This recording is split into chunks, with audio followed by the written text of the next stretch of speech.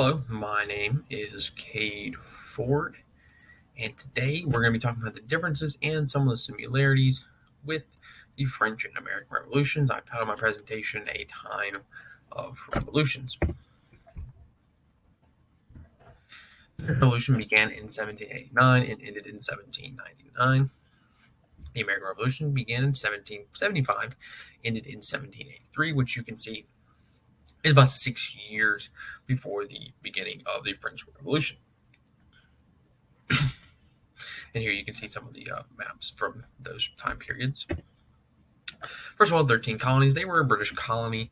They were under British rule. The British weren't really hands-on with the colonies. They didn't make the rules for them, didn't tell them what they could and couldn't do, but they had the answers they could always had the possibility of doing so, and the colonies had to answer to them and follow whatever they said to an extent. The 13 colonies believed that they were treated unfairly when many forms of taxation and tariffs were put on them. Um, as well as some embargoes to where they couldn't trade with certain people. They had to only buy British goods, which happened to be super overpriced, which led to the famous no taxation with representation. And what that means is that the colonies saw themselves as being taxed and having all this happen, but they never had anyone that could speak for them in British Parliament. Everything that happened to them was without their say, without their input, and they felt like the British were wronging them in that way, to where they had no voice. They were just a bunch of peasants. Once the war got underway, um, there were many conflicts in the war. Um, Independence wasn't always something that they focused on. There was a big when the war first started, it was about getting representation and making the British answer for wronging them and having their voices heard. Independence wasn't always the main focus. Obviously, it was kind of an outlier. People always kind of whispered it. But once the war got underway and the Americans saw that they were able to win, they were asking the British, "Hey, like we can stop this. Like just give us what we want." And the British refused. They refused all offerings of peace and talkings because they just wanted to crush the 13 colonies and make an example out of them, which obviously didn't happen.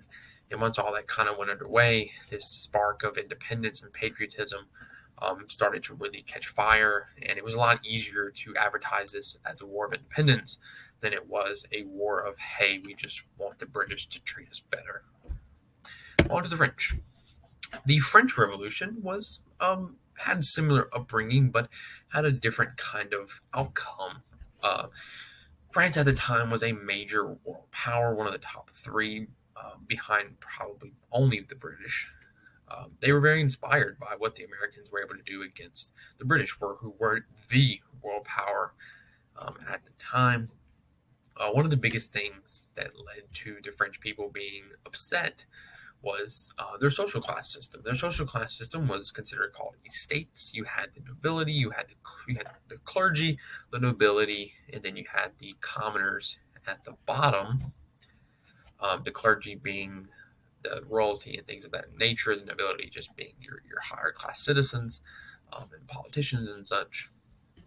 But when the politicians and the clergy, nobility and the clergy would splurge out on these parties and lavish livings and some other things that we'll get into later. The commoners had to pay for it. The commoners were considered the bottom of the totem pole, and no one really cared what happened to them. They just had to pay for everything. And this resulted in them trying to overthrow the clergies, which is obviously the French Revolution. But the French Revolution had many chapters to it, and they were really unrivaled because the military just didn't want to go down and start killing a bunch of commoners. There just wasn't a whole lot of interest there, and slaughtering your people isn't exactly a good look. It's a good way to get other countries involved and get the rest of the country you're in involved. So it just wasn't a good look.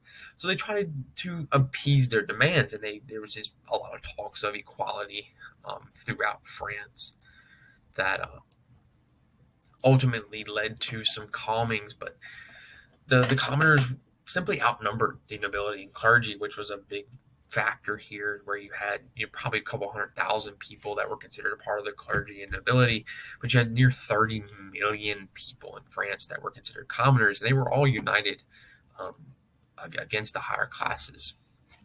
And this resulted in some very, very bloody outbursts.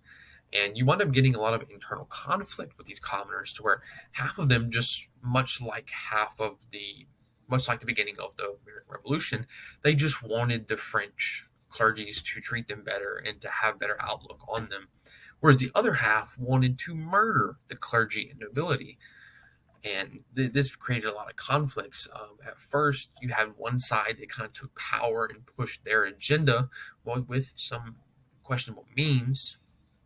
Then eventually, the other group would take power and push their agenda with even more questionable means. And this leapfrog for power just went over and over and over again. And eventually, the system that they worked so hard to destroy, they essentially just created a wagon wheel effect to where they pushed the nobility and clergy to the bottom while they stood on top, and then fought for control over who was keeping them at the bottom and their means for keeping them at the bottom. And this, of course, this system eventually led to one of the most famous dictators in all of Europe's history, Napoleon.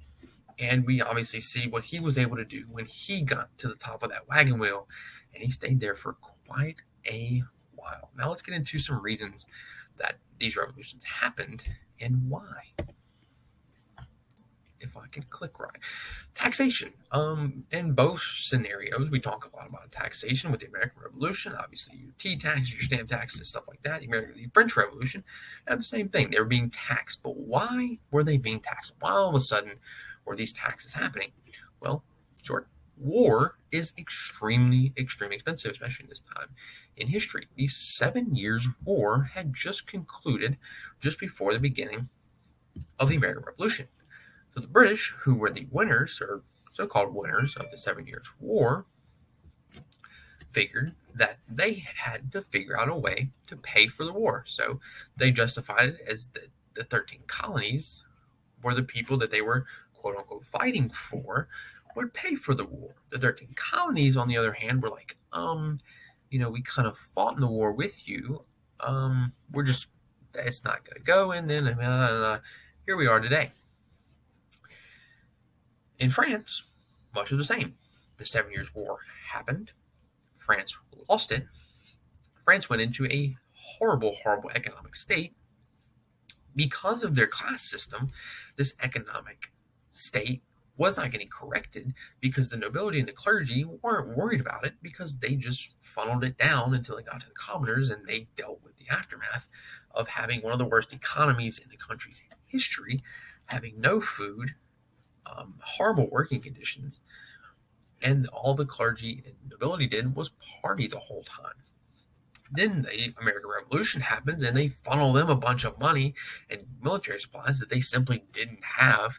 Then they start a war with Britain at the same time, funneling more money and more equipment to them that they simply didn't have to spare. And the economy just kept snowballing down the hill, and eventually the commoners had enough. They had nothing left to their name, so they turned their pitchforks and fire towards the nobility and the clergy of the French. That concludes my presentation. This is my first time using this type of presentation. I hope I did at least half decent. But thank you for listening to me ramble on for a little while. And see you on the next one.